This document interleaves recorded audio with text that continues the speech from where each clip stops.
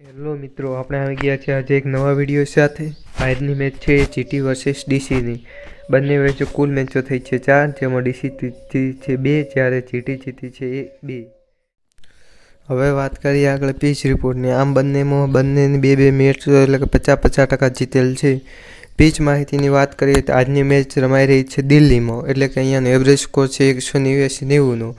અહીંયા દિલ્હીમાં તાપમાન ઓછું રહે છે, એટલે કે 25 સેલ્સિયસ આજુબાજુ રહે છે। એટલે પીછી જેનો પછીથી દાવ હશે એને ઝાકળ કે ડીવાવાની પણ સંભાવના ખરી। પેસર માટે પીચ સારી બતાવે છે, પણ બીજી મેચમાં પેસર અને સ્પિનર બંનેને તકલીફ પડી શકે છે, અને સ્પિન પણ અહીંયા સારી થાય છે। કુલદીપ યાદવે પહેલાં 4 વિકેટો લીધી, તમને ખબર જ હશે।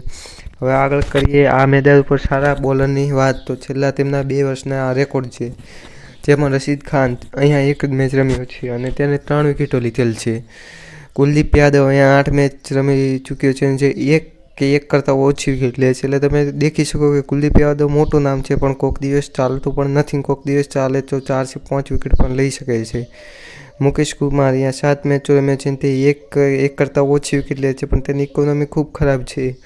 આરકી નોકિયા અહીંયા 6 મેચો રમ્યા છે, તે પણ એક કરતાં ઓછી વિકેટ લે છે, એટલે કે તેનો ઇકોનોમી આમ સારી છે। અને આરકી નોકિયા પાવર પ્લે અને છેલ્લી ડેથ ઓવરમાં બોલિંગ કરે, એટલે તે વિકેટ લેવાના તેના ચાન્સ અહીંયા વધુ છે। હવે આગળ વાત કરીએ બેટ્સમેનની। મેદાન પર સારા બેટ્સમેનની વાત કરીએ તો અહીંયા એક ઓસ્ટ્રેલિયન પ્લેયર છે જે અફરાસર, જે અહીંયા એક મેચ રમેલ છે જેના 65 રન છે। સાઈ સુદર્શન અહીંયા એક મેચ રમેલ છે અને તેના 62 રન છે। ડેવિડ વોર્નર અહીંયા 8 મેચો રમેલ છે, તેના એવરેજ સ્કોર અહીંયા 38 થી 40 વચ્ચેનો રહે છે। ડેવિડ મિલર અહીંયા એક મેચ રમેલ છે, તેનો 31નો સ્કોર છે। વિજય શંકર અહીંયા એક મેચ રમેલ છે, તેનો 29નો સ્કોર રહે છે।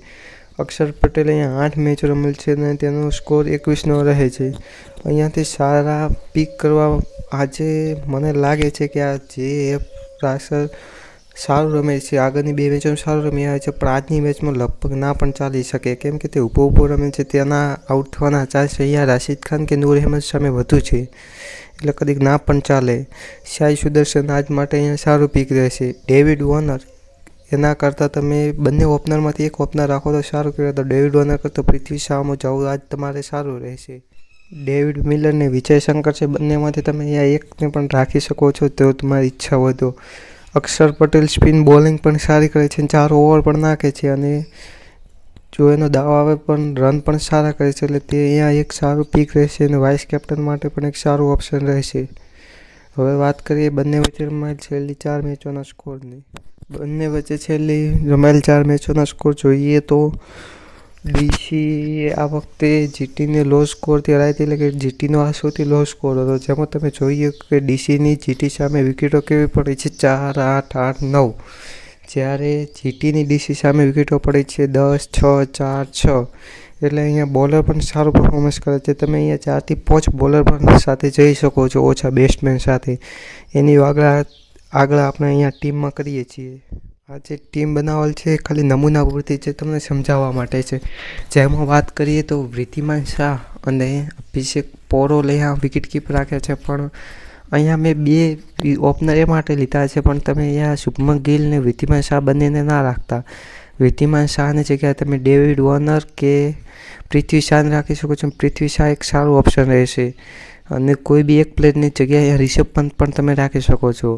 પછી શુભમન ગિલની બાજુમાં જે ડીસીનો પ્લેયર તેનું થોડુંક નામ અટપટું છે, એ આજ નહીં ચાલે, એટલે એની જગ્યાએ તમે અહીંયા રિષભ પંત અને વૃદ્ધિમાન શાહની જગ્યાએ પૃથ્વી શાહ રાખી શકો છો। સાઈ સુદર્શન અત્યારે એક સારું ઓપ્શન રહેશે, કેપ્ટન ને વાઇસ કેપ્ટનનું પણ। ઓલરાઉન્ડરની વાત કરીએ તો અક્ષર પટેલ એક સારું ઓપ્શન છે, તેને તમે મેં આમ જે કેપ્ટન બનાવ્યો છે, પણ તમે એને કેપ્ટન સામે ના જતા, એને તમે વાઇસ કેપ્ટન પણ રાખી શકો છો। પછી લલિત યાદવ જે એક આજે સારું પીક રહેશે। લલિત યાદવ, એમ ખાન અને એ ઓમજાલીની ત્રણોમાંથી તમે એક સારો ઓલરાઉન્ડર રાખી શકો છો। આ 3 ઓલરાઉન્ડર છે, જેમાંથી તમે એક ઓલરાઉન્ડર સામે જઈ શકો છો, એટલે કે જીટીનો એમ ખાન ને એ વલચારી અફઘાનિસ્તાનવાળો પ્લેયર હોય, એ બંનેમાંથી તમે એક સામે પણ જઈ શકો છો। આ 3માંથી એક તો રાખજો, જે હશે જ ફાઇનલી ટીમમાં, અને અક્ષર પટેલ પણ હશે જ। બોલરની વાત કરીએ તો ઈશાંત શર્મા આજની મેચ રમવા આવે તો એને પણ તમે પિક કરી શકો છો। એસ વોરિયર એ પણ વિકેટો લેશે જ. હવે કુલદીપ યાદવ અને રાશિદ ખાન અને ત્રીજો નૂર અહેમદ, આ ત્રણમાંથી તમે એક તો આજ ફ્લોપ જશે, એમાંથી તમે 2 રાખજો, એકને ના રાખતા.